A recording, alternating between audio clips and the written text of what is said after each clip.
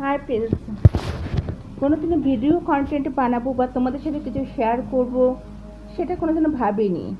But আজকে অনেকগুলো কারণে প্রচণ্ড নিঃসঙ্গতার শিকার হয়ে তোমাদের কাছে আসা। জানি না তোমরা কতটা অ্যাকসেপ্ট আমাকে করতে পারবে, বাট কিছু জিনিস, কিছু বাস্তব সত্যের মুখোমুখি আমাকে নিত্যদিন হতে হচ্ছে। আজকে যে বিষয়টা সম্বন্ধে তোমাদের সাথে আমি শেয়ার করছি সেটা হচ্ছে বশীকরণ বা তুকতাক করা, যেগুলো আজকাল প্রায়ই আমরা ফেসবুকে বা পেপারে প্রচুর প্রচুর পরিমাণে অ্যাডভার্টাইজ দেখছি।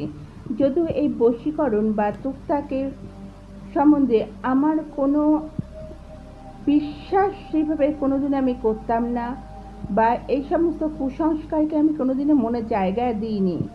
কিন্তু আজকে কিছু কিছু ঘটনা আমাদের জীবনে এরকমভাবে ঘটে যাচ্ছে পরপর, না মানলেও বশীকরণ বা তুকতাককে হয়তো মানতে বা স্বীকার করে নিতে হচ্ছে যে কিছু একটা বিষয় অবশ্যই আছে। আমার দেখা একটি ইন্টেলিজেন্ট মেয়ে, যে মেয়েটি ছোট থেকে খুব স্বতঃস্ফূর্তভাবে সমস্ত কাজে সে সাফল্য লাভ করত, সেই মেয়েটিকে যখন দেখছি যে কারোর প্রভাবে সে তার নিজস্বতা ভুলে গেছে, সম্পূর্ণ নিজস্বতা বিসর্জন দিয়ে সে কারোর অঙ্গুলি হেলনে চলছে। জীবনে একটা সময়ে বয়ঃসন্ধিকালে প্রেম ভালোবাসা সবার লাইফে কম বেশি আসে, তাই বলে তো এই নয় যে আমার পূর্বে পিছনের জীবনে যে প্রিয় মানুষগুলিকে আঁকড়ে ধরে আমি বড় হয়েছি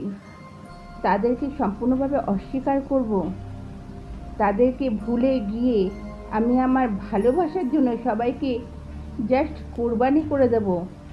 এটা তো অবিশ্বাস্য না? আমার মনে হয় না সে তার নিজের মস্তিষ্কের বুদ্ধিতে চলছে বলে আমার মনে হয় না। কারণ এইভাবে প্রিয়জনকে অস্বীকার করে শুধু আমি আর তুমি ভালো থাকা যায় না। এটা কোনো ভালো থাকার মেডিসিন নয়। ভালো থাকতে গেলে সকলকে নিয়ে ভালো থাকার নামই কিন্তু বিয়ে। এটা একটা সামাজিক স্বীকৃতি যেখানে বড়দের আশীর্বাদ খুব দরকার। আজকে সেই মেয়েটিকে দেখলে আমি অবাক হয়ে যাই, যে মেয়েটিকে তার মা বাবার খুব গর্ব ছিল, যে তার মায়ের হয়তো দ্বিতীয় সন্তান হিসাবে এসেছিল। অনেকের অনেক অভাব অভিযোগ সত্ত্বেও সে তার মেয়েকে ছেলের মতন করেই মানুষ করতে চেয়েছিল, বা ছেলে হয়নি সেই অভাবটা ভুলে যেতে চেয়েছিল তাকে আঁকড়ে ধরেই। কিন্তু সময়ের সাথে সাথে এতটা পরিবর্তন, বুঝতে পারছি না কি হয়েছে। মানতে না চাইলেও মানতে হচ্ছে বা স্বীকার করে নিতে হচ্ছে।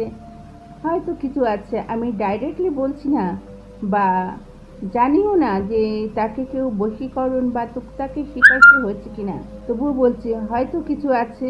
হয়তো বা তার মতন অনেক মানুষই এই সমস্ত শিকার হচ্ছে, হয়ে নিজস্ব বুদ্ধি, নিজস্ব ভাবনা চিন্তা সমস্ত বিসর্জন দিয়ে একটা ঘোরের মধ্যে আচ্ছন্ন হয়ে চলছে। হয়তো একদিন তাদের এই ঘোর কাটবে বা সেই মেয়েটিরও ঘোর কাটবে, কিন্তু সেদিন টু লেট, অনেক দেরি হয়ে যাবে।